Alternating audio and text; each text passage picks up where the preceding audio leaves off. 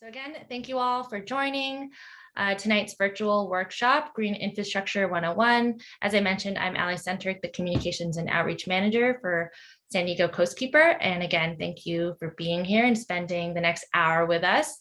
We are really excited to present our first virtual event in a series of 3 workshops that we're hosting in partnership with Think Blue San Diego. So Lucero will talk a little bit about some of the events that are coming up in later this year and early next year.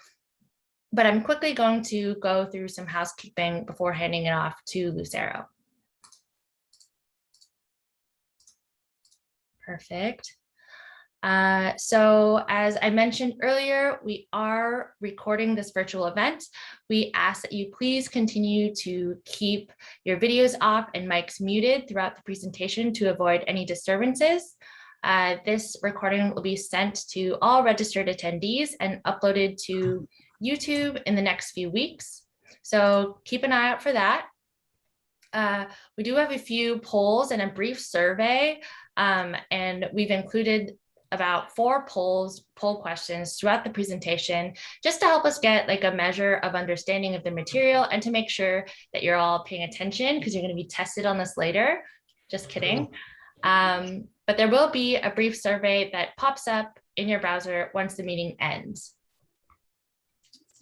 So if you have any questions that do come up during the event or any comments, feel free to type those into the chat box just to keep us like moving along.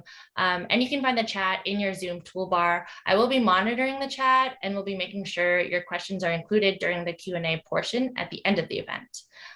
So the Q&A, we do plan to have about 15 to 20 minutes of Q&A following the presentation. So we do have actually staff from the city stormwater department and Think Blue on the line to answer any specific questions. So that's Alejandra and Vicky, they'll be here and they can answer any of the comments that come up related to their work. And Lucero from our team will handle any topics related to Coastkeeper's work.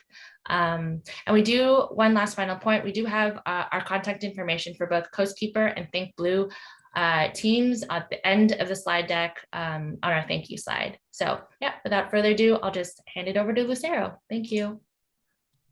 Awesome. Thank you so much, Allie.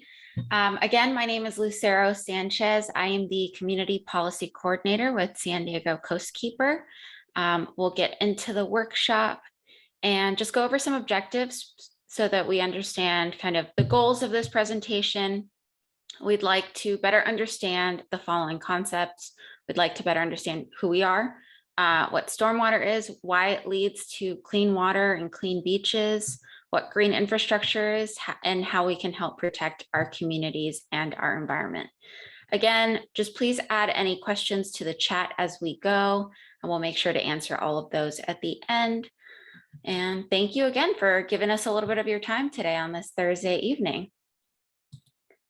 A little bit about Coastkeeper, getting into that objective one, who are we? San Diego Coastkeeper is a 501c3 that was founded as San Diego Baykeeper in 1995.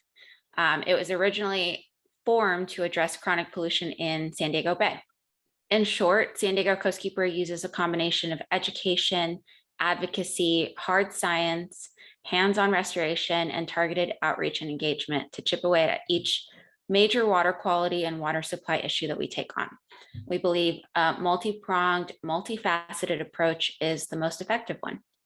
So our education programs, which we actually work with Think Blue on, were created to help Coastkeeper in creating sustainable generations and making sure that our generations are raised with awareness and understanding and passion for our local waters and watershed. Our advocacy team works with the city of San Diego as well as other local leaders and policymakers to make sure environmental concerns are addressed and considered in decision-making processes. And we believe that science is the backbone to any of that effective advocacy to move forward. So we actually had the largest volunteer water quality monitoring program in the state for quite a while.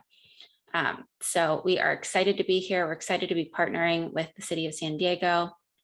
More about Think Blue San Diego, which is the city's stormwater department, works in all weather conditions to build, maintain, and modernize efficient stormwater infrastructure that lays the foundation for safe, sustainable, and thriving San Diego communities. It's incredibly important, the work that they do, to make sure that we have clean water and clean beaches, because it's truly made possible by clean stormwater. Staff is also here, and they are welcome to chime in during the presentation as well as in the Q&A. So feel free to ask questions towards staff as well. So that's just a little bit about Think Blue. And to highlight our connection, together we really do great things. Our Project Swell is our K-6 water-based science curriculum, which is actually available and fully supported, fully free to teachers in San Diego Unified. That's a really exciting project that we're proud to partner with the city of San Diego on. And we also do a lot of community outreach events like this. Ali mentioned that we do have 3 workshops. This will be the first of that.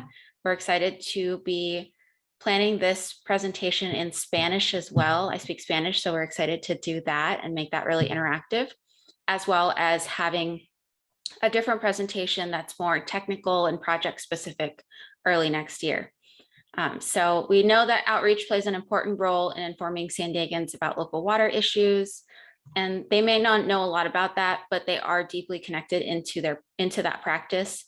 They know what that impact looks like in their communities. So we want to make sure that we're connecting with them, reaching out and providing outreach opportunities like this where we can connect.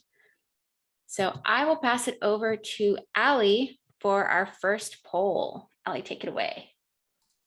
Awesome. So we're going to do our first of 4 polls. What is your familiarity with green infrastructure? And I'm going to leave this up for about 30 seconds. There are no wrong answers also. So I'll be sharing the results to this poll following the 45 seconds.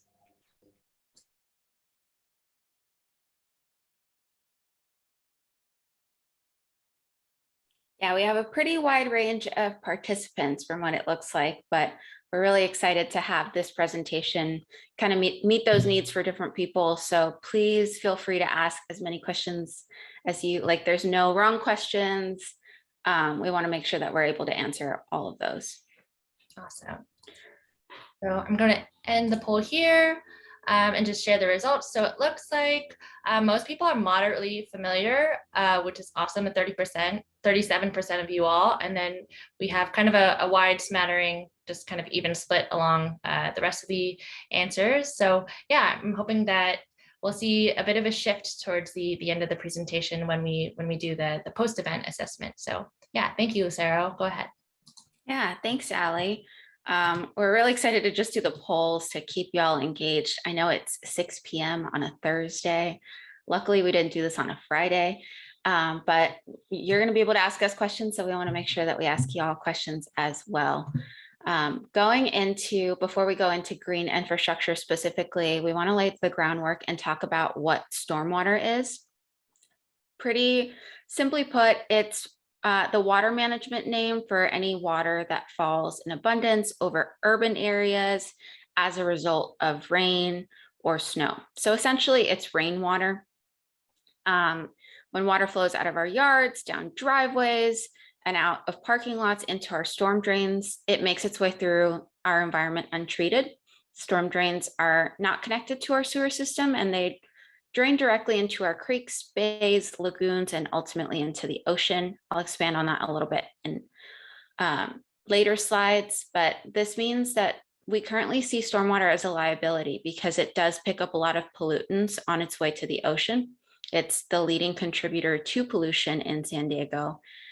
So we want to make sure that we're starting to shift that focus because it truly can be an asset where we treat water all as one resource. We're currently in a drought, so we want to make sure that we address the negative impacts of stormwater and how we can try and solve those through green infrastructure. So that's where we're going with this.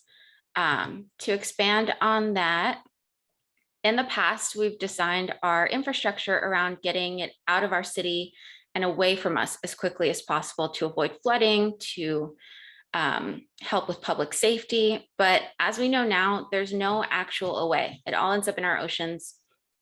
So it's something to consider. And these slides here are pretty helpful in just talking about defining impervious versus pervious surfaces. An impervious surface is a surface that does not allow fluids to pass. So if you think about just a field, generally if water hits that area, it's going to be absorbed versus a concrete channel or a parking lot. That's all just going to become urban runoff. So as we've had more urbanization, we've had more increased impervious surfaces. This is a great time for us to say we are absolutely not against urbanization. We love the city of San Diego. We love our urban areas, but we do have to make sure that we talk about the impacts that that has that were inadvertent. It also increases what's called flow rates. So in the bottom right graph there, you can see post-development versus pre-development. Pre-development water would soak into the ground and it would go quite slowly. But as we've increased those impervious surfaces, it's become a lot faster, picking up a lot of pollution, creating a lot of erosion issues. So that's something to consider there. Without those hard surfaces in the way, most of it would be soaking into the ground, which would lessen its flood potential, feed the environment, and recharge our groundwater. This slide just kind of sums that up. Stormwater in urban areas can lead to all of these issues. I think this is a great picture of you kind of seeing that happen where there's changes in the way our landscape looks because of increased flow rates. It increases that stormwater volume. It also changes times of peak flows and just increases overall pollutants into our watersheds. So it can really have devastating effects to our ecosystem, which is why stormwater management is so important. Again, thank God for the stormwater department and all of their work doing that. I just mentioned watersheds. I would absolutely love to talk about watersheds for a little. Now that we have a little bit of a better understanding of what stormwater is, I want to briefly go over this. A watershed is an area or a ridge of land that flows into the same body of water. So in the county of San Diego, we have 11 watersheds. The city of San Diego has 6 watersheds, and watersheds aren't perfect. They don't follow city lines, which means we often share watersheds with other cities, counties, and our Tijuana watershed actually is across the border. So that's an important part about watershed management we talk about is everything that you see anywhere across the city of San Diego will end up in our Pacific Ocean if it's not picked up or if it's not treated. And here is an example of how variable that development and that urbanization can be in a specific watershed. Here we're looking at the Rose Creek watershed. You can kind of see Mission Bay down in this area, La Jolla. Here you have a lot of trails, you have a military base, you have a lot of residential area. So it does vary within a watershed how we should be managing it. Our stormwater infrastructure, if we zoom in a little further into that, we see what the stormwater system looks like in that specific watershed. San Diego uses a system called the MS4. No one needs to remember that. We won't quiz you on it, but I did want to add that in. It stands for Municipal Separate Storm Sewer System. This means that anything from our household wastewater, aka anything we flush down the toilet or down the sinks, goes to a sewage treatment plant, and for good reason, since it could be harmful to our health. But our stormwater is a completely different system that doesn't get treated and generally carries pollution into our ocean. This really just emphasizes the importance of upkeeping all of that infrastructure to ensure that there aren't any leaks or overflows into an untreated system, since they do run side by side. I thought this was a really cool picture of what that looks like, the blue being stormwater and the yellow being sewer.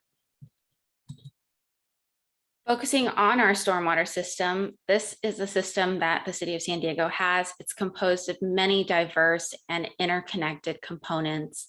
It's a $5.8 billion system. We really need to make sure that we upkeep it. The Stormwater Department operates and maintains over 300 green infrastructure and stormwater treatment facilities, and it's been in construction and new development for other projects as well. It's truly crucial that as a community, we support all of the work that Think Blue does and show support when they need funding for this. Great graphic that they shared with us here. At the end of the day, San Diego has 4 core threats to water quality. We have pollution, which I've already mentioned a little bit, aging infrastructure, climate change, and lack of funding. So we're going to go over that. This is a great picture. We were just talking about watersheds, and it kind of shows those examples as well as an outline of San Diego. So you can kind of pinpoint which watershed you're in. Very cool to see. But going into that first, once it loads, so pollution, stormwater that encounters pollutants becomes polluted urban runoff. And we see this everywhere. You know, once you do a beach cleanup or you start just really picking up on those things, you'll see it everywhere. We have a lot of plastics, a lot of cigarette butts, which is our #1 pollutant, car fluids, toxic metals, pet waste. You see all of this that ends up on the floor and eventually gets picked up during storms, ends up in our oceans, and makes it pretty unsafe for us to swim in our beautiful bays, creeks, oceans, bay. So here are some pictures of Choyas Creek. Actually, most of these are from Choyas Creek. You see a lot of those pollutants that I talked about, but there are also a lot of unseen pollutants, a lot of chemicals, a lot of metals that end up either in our systems or in the systems of the fish around San Diego. So I wanted to include these safety guides here for anyone who hasn't seen these. While some of this is due to normal bioaccumulation, pollution also contributes to this. There are people who rely on subsistence fishing, which adds to that equity issue that's associated with pollution. If anyone does fish in San Diego Bay, I would look this up just in case to make sure that you're being safe. Along with this one, a more popular one that most San Diegans know about is the 72-hour rule. A lot of people disregard it anyway, but what it is a general guideline that discourages people from entering the ocean within 3 days of rainfall to avoid getting sick from that runoff pollution. While we work on reducing pollution, we highly encourage checking out the County Beach Advisory or the San Diego Coastkeeper website, just making sure that you're staying safe. But hopefully green infrastructure and all of the things that we're talking about today can help reduce that as well. The picture on the left is from Mission Bay, which is already earmarked for a green infrastructure project. So that's really exciting. And I'll talk a little bit more about that in a bit.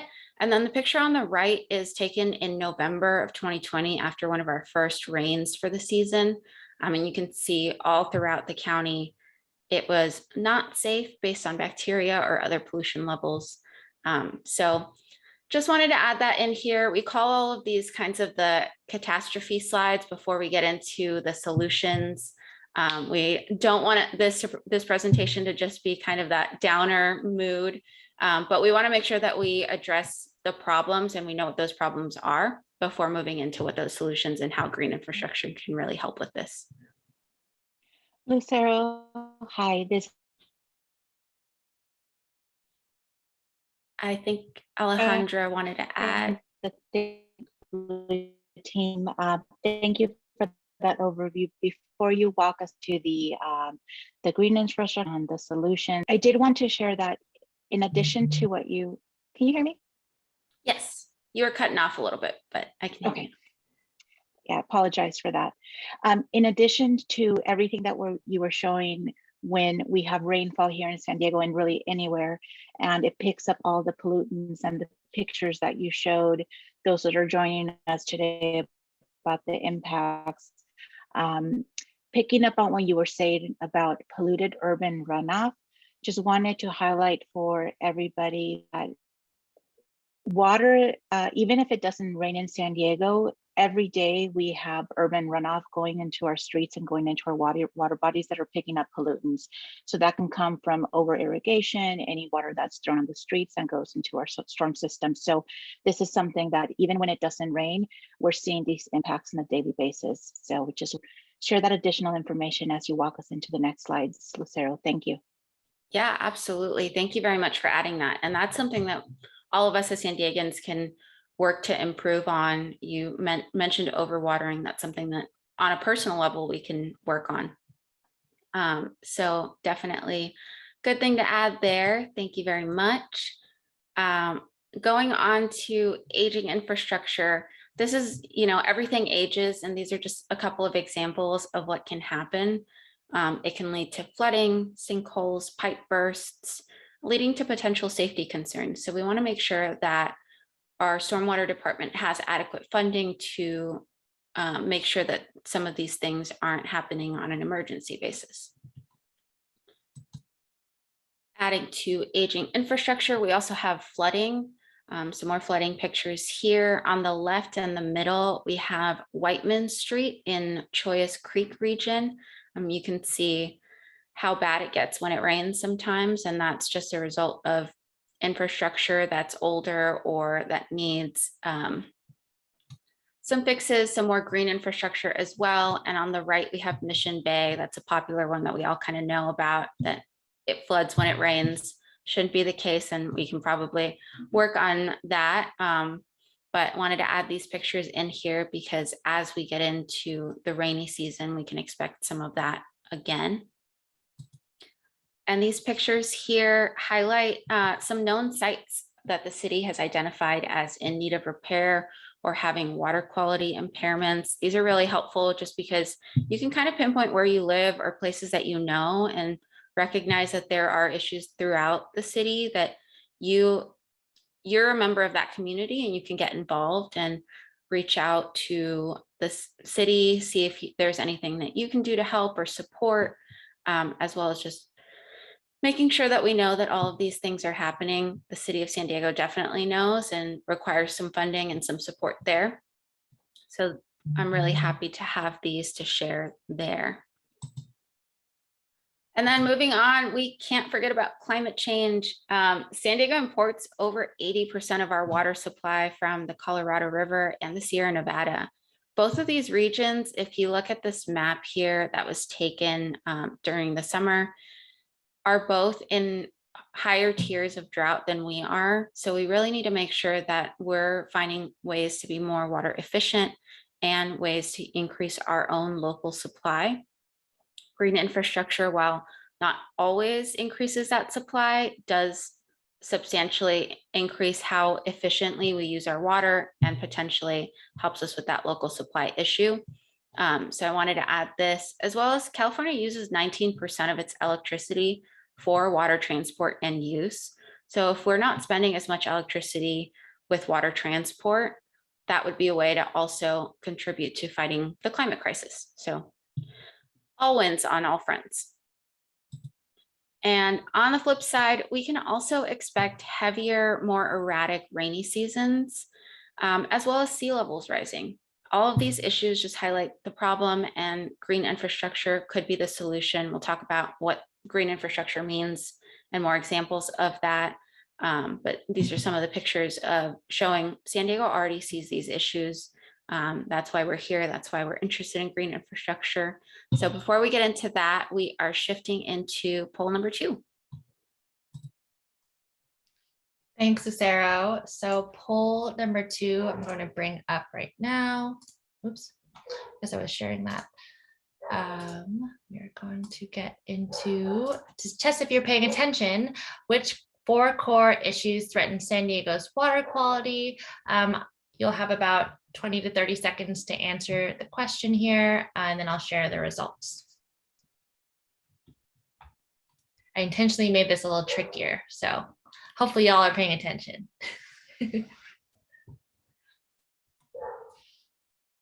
And just a quick reminder for folks, thanks for chiming in into the chat and adding your questions there. Feel free to add any comments or questions that you see come up throughout the presentation there, and I'll add it to our queue.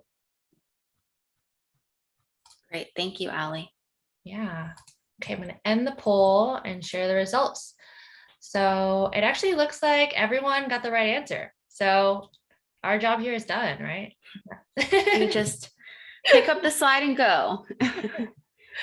Cool. Awesome. Thanks Sarah. for everyone who's participating. It's really nice to get to have some kind of interaction. I know, during COVID times, we aren't able to do this in person, but it also means that we get to connect with a lot more people that don't have to drive anywhere and can probably eat dinner while we're doing this.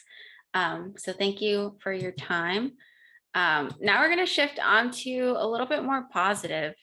I've put us down a little bit now.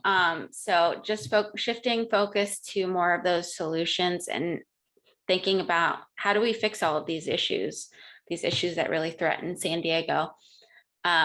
We invest in a climate resilient San Diego. We invest in green infrastructure. These are multi-benefit solutions that would address water quality, public health, flooding, and disproportionate impacts. We talk about equity a lot and making sure that people that are going to see those disproportionate impacts through climate change are getting all of these projects as well, increasing access to our oceans, increasing access to green space, and increasing access to green jobs as well. So now that you've heard me say green infrastructure a ton, we can talk about what it actually means. Green infrastructure is an approach to water management that protects, restores, and mimics our natural water cycle. So that's in comparison to gray infrastructure, which would consist of projects that use concrete, steel. It's a lot of what we think about when we think about infrastructure. Some examples in the water space would be dams, seawalls, concrete channels. So we want to shift into more of this green approach that's going to improve San Diego's water quality, biodiversity, climate resilience, quality of life, and also sense of community. I don't know about you, but I see all of these pictures and I'd love to see this throughout my community. It provides a lot of benefits, and the City of San Diego's Stormwater Department really invests in green infrastructure as an effective multi-benefit solution to protect us from all of these things. So moving forward, we have a couple more slides on what that definition looks like. These are really great pictures of that mimicking the natural hydrologic cycle and what the vision of Think Blue and San Diego Coastkeeper is also. Here are some examples from a previous report that they had set out, just having cleaner water, less flooding. You can see a rain barrel on the side of that house, and then more of that getting back to restoring our natural ecosystems. That also increases flood management, restoring wetlands, very big part of this as well. So I really loved these pictures here. And then a little bit more definition. The use of green infrastructure really functions as a sponge to filter out pollution.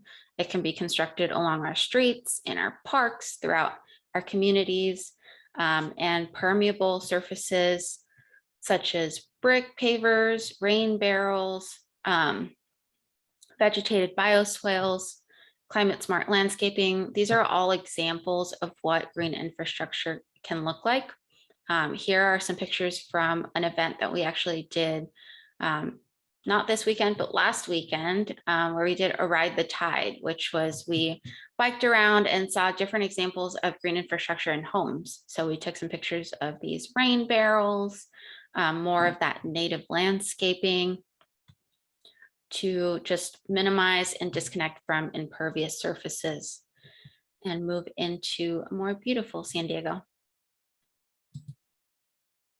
Some more pictures here. Here's an example of the rain barrels. If you see that top right picture, all of that lawn, which we don't love lawns, but it actually covers the picture on the left. It is all capturing water that's going up and gravity feeding all of the beautiful trees and plants and landscaping that that home had. So very cool examples here. Some more examples to visualize what the goal of green infrastructure is. It's flow control. We talked about avoiding erosion, avoiding picking up all that pollution, detention, retention, two that sometimes get confused, and filtration. Nature is a great way to filter through things as well. So great little example of what that looks like here. Moving on to our third poll. Let's come up quick. Yeah, thank you, Awesome. Lucero. So this poll is just testing what is green infrastructure. So leave it up here for about 30 seconds.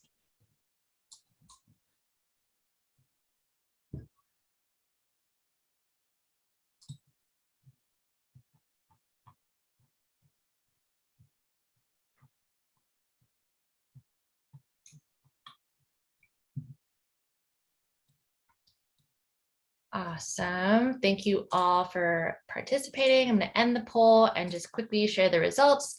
So it looked like most of us got the right answer. So that third one is a little tricky. I worded these tricky kind of intentionally. So it is an approach to water management that protects, restores, or mimics the natural water cycle. Thank you. Awesome. Thank you, Allie. Moving on along, the stormwater, just to go back to what all the stormwater department does, their green infrastructure program has completed the construction of 19 green infrastructure projects throughout the city. You see those red triangles there, as well as 24 capital green infrastructure projects in various stages of design and construction. A really great part of this presentation has been just learning about all of the projects and making sure that we highlight them. So we're going to go over all of those in a bit. The Stormwater Department has also been successful in being awarded very low interest financing for clean water. And I'll talk about some of the projects and highlight those in a bit, but there's still a lot of need for funding. So please make sure as a community that we support it. We ask for that. First project up on our highlights. It's taking a second to load. Okay, the Choyas, there we go. Awesome. So the Choyas Parkway stream restoration, we were actually able to go and see a lot of site visits for this. There is Lucero for scale. We're going to be going over these current or completed projects as an example of what green infrastructure can or will look like in San Diego. This project is currently in the concept design phase. It's a stream restoration project that proposes the restoration of the Choyas Creek from Culver Outlet at 54th up through Euclid Avenue. So this picture on the right is actually from a different completed project in similar area. So that's kind of like the probable before and after. You can see that gray infrastructure in the background on the top left picture. You can also kind of see some concrete on the sides. So we want to make sure that that's all out. Very exciting project. Super happy to see this moving forward.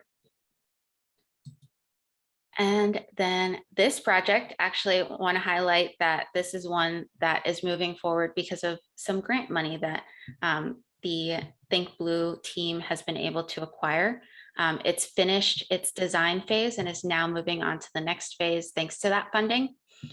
It's an integrated project with the Public Utilities Department that's conducting sewer and water replacement, as well as a lot of proposed biofiltration, bioretention basins, low flow diversion systems. You can see some shoreline restoration. The picture on the top right, which we've talked about earlier, that's that pink area on the design map. So you'll see that being restored. And the bottom right is a storm drain outlet, which will also be replaced. So a great project as well. I highly encourage anyone that lives near these areas to check these projects out and see firsthand what they look like. Kellogg Park is a project that was completed. It really was designed as a treatment control utilizing best management practices in the parking lot of Kellogg Park to treat stormwater and urban runoff. The project in this include elements that are going to capture surface runoff from the parking lot and public right of way, and the elements will filter and infiltrate the water to minimize pollutants. So you see some trash enclosures on that picture on the right. Also just improved drainage, new landscaping. We love native plants. This project, and also in addition, added a vegetated bioswale. So this is a good project to check out as well. You don't think about it when you go to the beach, but you're in an area that has green infrastructure that was very thoughtfully created to protect our ocean and our beach in that area. So moving on to another project here, which actually looks very beautiful. Ashley Falls was actually just finished. So these are pretty fresh pictures. But this project was implemented to improve water quality in stormwater runoff for the area, which discharges into Carmel Valley Creek, Los Penasquitos Creek, Los Penasquitos Lagoon, and into the ocean. So this basin was designed as a best management practice to infiltrate, filter, and treat runoff in Carmel Valley area. So you can see some pictures Sarah? here of that concept plan. Yes. Yeah. Oh, sorry to interrupt. One of the things that I wanted to highlight also in this particular Ashley Falls project, and also the one that you shared in your one of your previous slides for Troyes Creek, is I'd like everybody to see not just the green infrastructure and all the benefits that Lucero is highlighting, but if you see the trails that are around the green infrastructure and also in the other project, that's something that us as Think Blue in the department are really focusing on, that we want as many as our stormwater infrastructure projects, and specifically green infrastructure, when we're able to integrate the multi-benefits and add community enhancements, such as these trail areas and walkable areas for enjoyments, we want to make sure that we do that. And we're also partnering with our other departments for other enhancements that we may be able.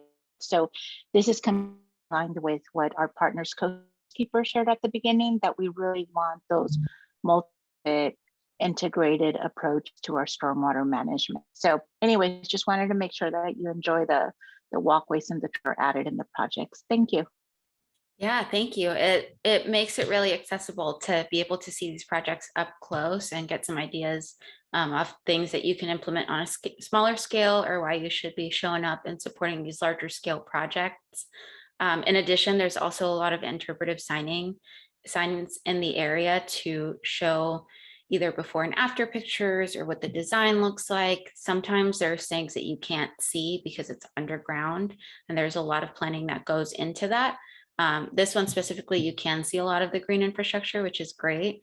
But some of them you'll go there and you're like, I don't really know what's around, but we do have those signs to include community awareness and engagement as well.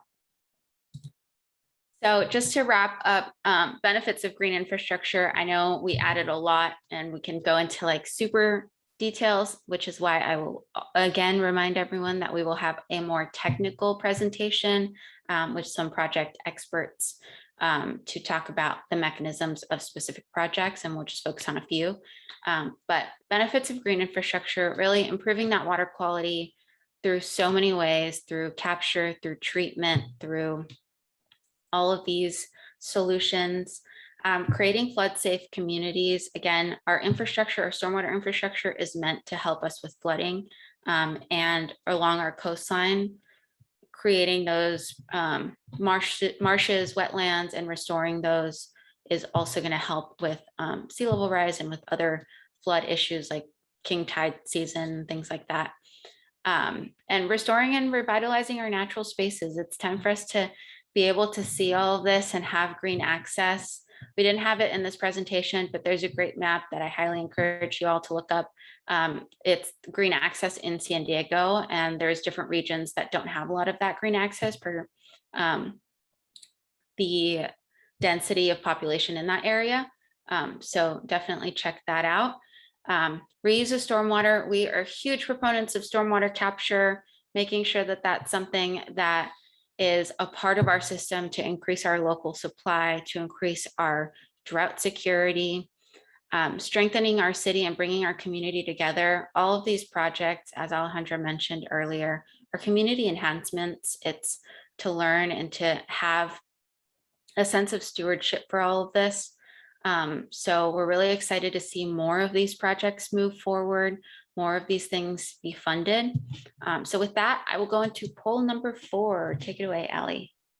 Yeah, I'll just go really quickly here, probably leave this up for 20-25 seconds because I do want to jump into the Q&A shortly after. So we're just testing how well we did on this presentation and just kind of gauging your all understanding of the information that we presented. So thank you very much.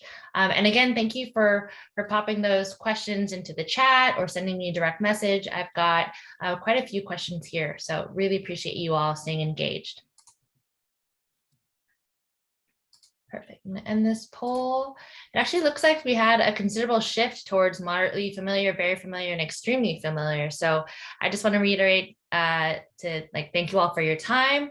And then now we'll throw it back over to Lucero to go over the last slides and then the Q&A portion. Awesome. Thank you very much. It's very exciting to see, at least in this short time, just talking a little bit more about green infrastructure and hopefully getting people excited for this. Hopefully the people that are moderately familiar went to extremely familiar and didn't not pay attention. Moving into the next slide here. How can you help? How can you do these projects? We talked a lot about large scale city run projects, but there are things that you can do yourself as a homeowner. You can help by having rain barrels and using that water for your own landscaping, for your own gardens, having more native landscaping. We have a lot of lawns, and quite frankly, I think native landscaping is much more beautiful and so much more water efficient. We can install gray water systems in our homes. That would entail using laundry water for our landscape, or we like the term showers to flowers. And just making sure that you access resources. The city has a lot of rebates and a lot of different information as to how to get involved. I know the city mentioned that they would like to add some resources to the chat. So check that out. Check out the thinkblue.org website, also, which we'll have in the final thank you slide with all of our contact information. And just remain engaged as well. For these larger projects, it's really important that community shows up and says, hey, these are the projects that we want. We want green infrastructure. We want these things to be funded. So just remaining engaged, remaining connected to Think Blue, to their newsletter, to our newsletter when we have stuff that we're able to support with. It's small things like that that can really move our city forward. So with that, I will shift over to Q&A. I'll stop sharing my screen for a little bit, and then we'll add the screen back up for our contact info. Awesome. Thank you, Lucero. So I do have a list of the questions that folks have been adding to the chat. So I'm just going to go chronologically because that's easiest. So Arn Johansson asks, is there any action on correcting the down cutting happening in many drainages into which stormwater is dumped? So I'm assuming that they're talking about erosion. So yeah, I actually will throw that over maybe to the city, to Vicky or Alejandra to see if you have any answers to that question. Yeah, so one of the things that we do in the stormwater department is address erosion control, because that's also something that brings pollutants and it changes the natural landscape and can also increase some of the flooding impacts. So one of our projects actually for the Lost Pen Lagoon is to address sediment issues. And as far as maintenance is concerned, a lot of the sediment and the sediment that is accumulated in a lot of our channels that are our flood management infrastructure. The city every year goes through a prioritization process, and there's also a community survey to see what the community is prioritizing as well. And we have a maintenance schedule to deal with that, and then also with the vegetation. But absolutely, that's one of the key things that we address, and sediment management and the pollutants in the sediment is something that, as a matter of fact, we're regulated to clean up and address in some highly polluted areas. Thank you, Alejandra. Okay, next question is from Tony De Garate. Sorry if I'm messing up the pronunciation. So, oh, I think I answered this in the chat. He asked about the various watersheds on one of our previous slides. So actually all of the watersheds drain into the Pacific Ocean. That's the common water body. They all kind of get their different ways. But I don't know, Lucero, if you have anything else to add to that, but I think it's pretty straightforward. Yeah. All of the watersheds in San Diego County, so also the city of San Diego, all drain into the ocean. They take some pit stops, but eventually all make their way down to our oceans. If anyone's interested in what watersheds they're in, we do have resources on that on our website, as well as there's other websites that you can look into and kind of follow the way things would make their way down. Yeah, and I just wanted to reiterate, if we don't get to your question during this time, we do have your contact information because you registered for this workshop. So we are able to follow up with you one-on-one if you also want to just send us an email if you didn't get your question answered here. Yeah.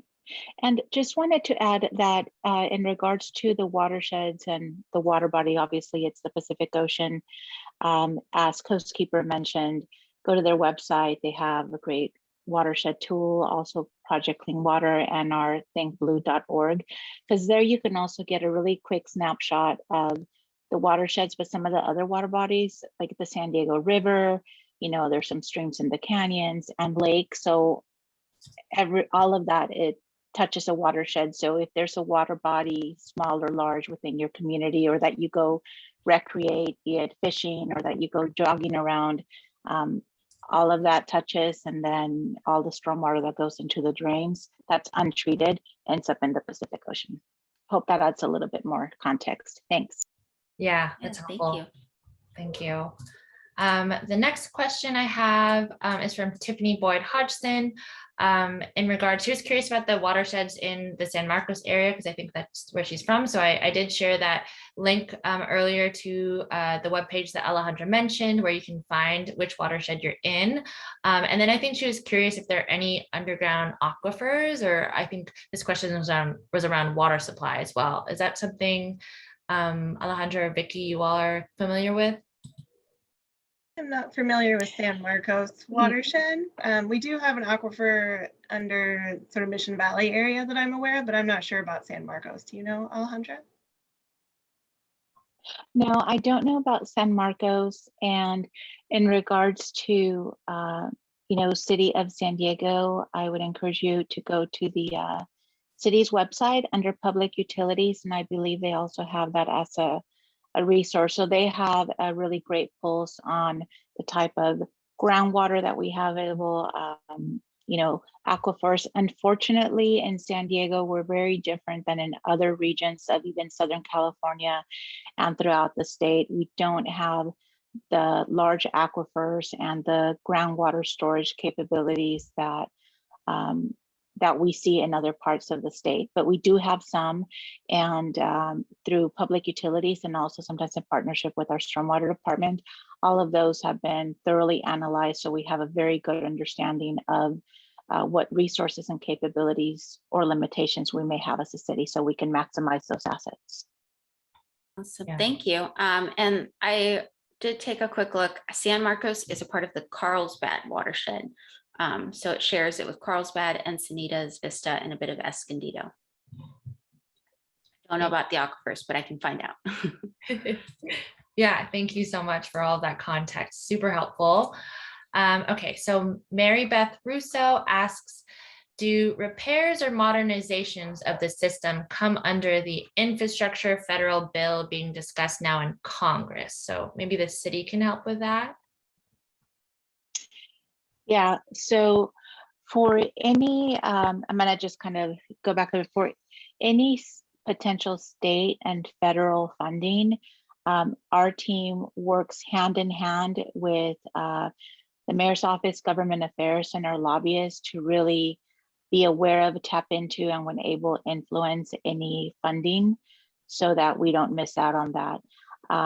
I know that the federal infrastructure bill is still being kind of negotiated and run through, but so we don't know yet exactly what's going to be there, but we do anticipate that as part of that broader infrastructure package, there will be opportunities for the city. And this is where also we're being very smart and creative with the multi-benefits of stormwater. So when we look at funding opportunities, let's say for the infrastructure bill that's being discussed, we're not just looking at, oh, what's specific to stormwater or flood management, because we do see a lot of these co-benefits. We see what is in that package for resiliency or sustainability, and green spaces, and not just from pipe repair. So that way we can be smarter about how we access that money, and if needed, package something up with other city departments for a broader benefit. So I know there's going to be something, and that's something that in partnership, like I said, with government affairs, they're absolutely staying on top of that. So that way we can prepare, and when something does pass, we know the timing of it, and when we can be able to both influence and access those fundings, or if it's going to be competitive, at least put our best foot forward. Thank you. Thanks, Alejandra. That's very helpful. Yeah, I feel like it can often be kind of cloudy how like the federal funding gets to the local level. So I appreciate that context. Okay, so Lance Dyer asks, what's the intent with the Ashley Falls project to capture and retain stormwater? I don't think he saw any obvious outflows. So maybe you all can talk a little bit about that. That may be one of the projects that we go into early next year as well. So just seeing if you have any information off the top of your head. Yeah, the Ashley Falls project is meant to treat pollution. So it does have an sort of I wouldn't say an outfall, but it does have a pipe at the bottom that you couldn't really see from those photos, that it does flow into the storm drain system and eventually out into the Los Pen Lagoon and the ocean from there. Yeah, and then here I added again in case we wanted to get those slides back up and point out any areas. Mm-hmm. Yeah, it's kind of by where the D is, is where the pipe where it goes. Mm-hmm. Yeah, it goes underground there. So this one, yeah, it definitely catches water and helps with some type of, flood management minor that comes into this area again from multiple, one watershed, but just multiple creeks and parts of the community.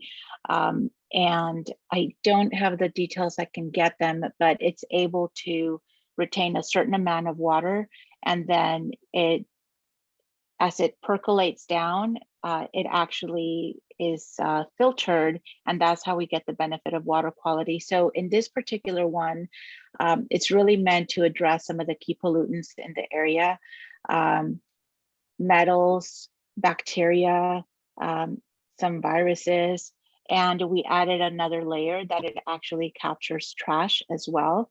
So once we have these types of projects, just for awareness, the establishment phase for the vegetation, once all of the infrastructure is in place, it's about a 2-year process for all of the vegetation to fully grow. And then we need to maintain it in perpetuity, meaning that it gets checked to make sure that it's working as it's meant to be. The trash captures and everything is clean, so that when we do get the next storm rain, it's not plugged up and it can work as needed. So I hope that answers your question. So it does address with some of the, the water and the flooding, but the main intent of this was for addressing water quality issues and those key pollutants that are pollutants of concern, and that we are actually mandated from a regulatory standpoint to address. So this is one project that is the piece of the puzzle towards addressing our broader water quality needs. Yeah, thank you. Thanks for bringing that up, Lucero, too. Thank you for the added info. Yeah, super helpful. I do want to remind folks that if we don't get to your question, we're happy to follow up offline and via email. All our I think I added all of our contact info to the chat, and we'll have that as our last slide as well.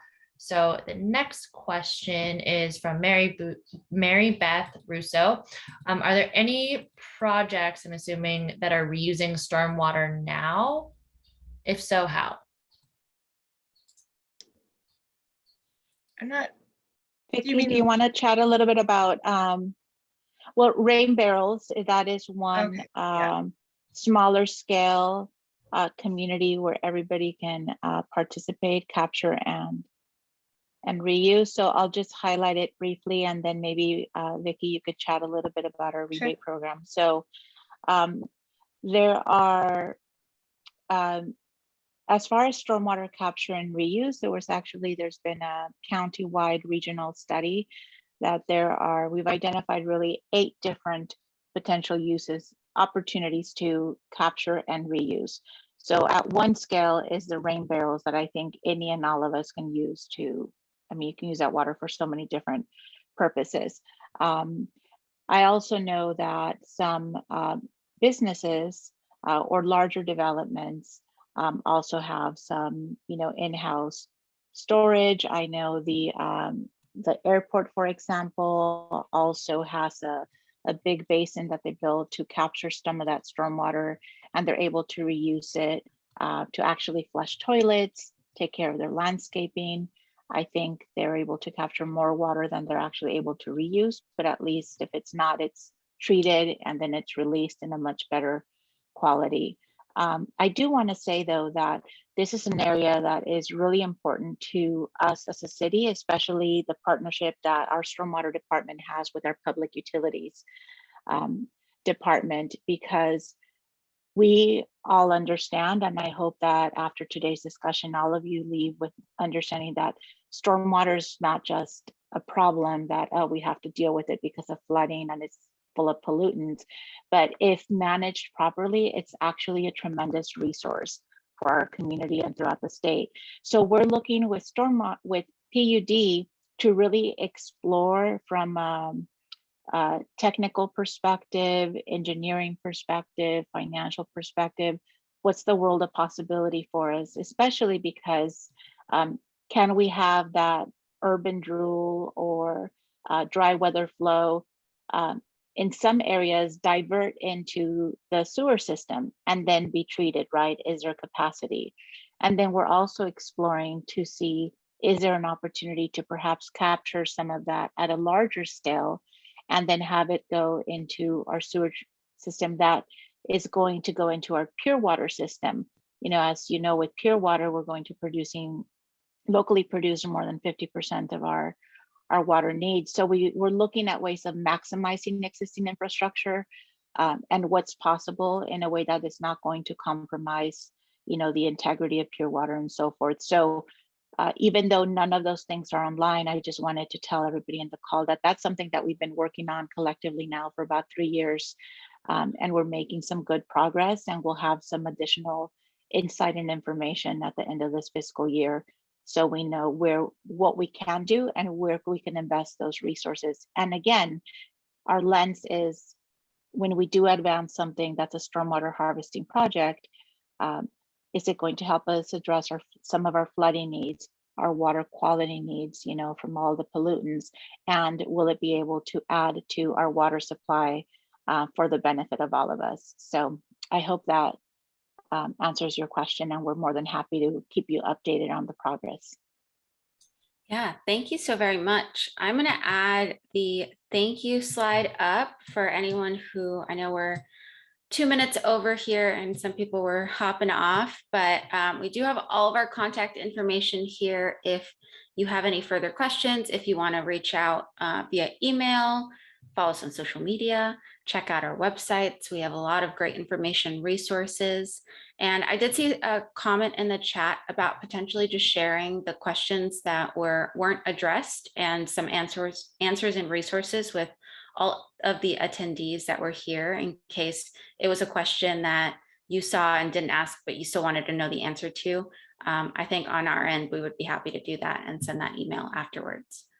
Yeah, definitely. Yeah, for Ari, Lance, Arn, Mary Beth, Elizabeth, Harry, Pamela, they all had questions that we weren't able to get to in this hour-long presentation, but we will be following up with you directly. We'll also get these questions over to the city so that they can also add their answers as well. And again, we will be sharing the presentation early next week and the recording in the next couple of weeks. So look out for that in your email and on YouTube. Yeah, thank you for joining us today. I know we're a few minutes over, but this was such a stimulating conversation and discussion, and we really appreciate everyone's engagement and participation. So yeah, just wanted to see if anyone from the city or Lucero had any closing thoughts. I just want to say thank you for everyone that showed up to this and hopefully are watching via recording as well. We're really happy to have these kinds of discussions. And again, just a reminder, we are going to have this in Spanish as well. So if you know anyone that would benefit from that, would like to participate in that, or if you'd like to participate in that, we'd be happy to have you. We'll also have a second green infrastructure presentation that's different from this one. So stay tuned for any of that information.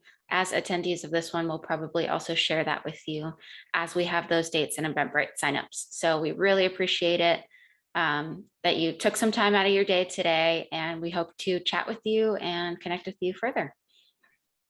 I just would echo what Lucero said. Thank you all so much for coming. We really appreciate it. You did a great job on the presentation as well, Lucero. Thank you so much. We really appreciate our partnership with Coastkeeper, and we'll work with you guys to help answer any of those questions that other people have, or please reach out if you have any other questions that you don't think of now, but maybe you think of later. We'll be happy to answer those. And I did put the link for the rain barrel rebates in the chat if you guys are interested in checking that out. Yeah, I'll be sure to include that in the email out to folks too.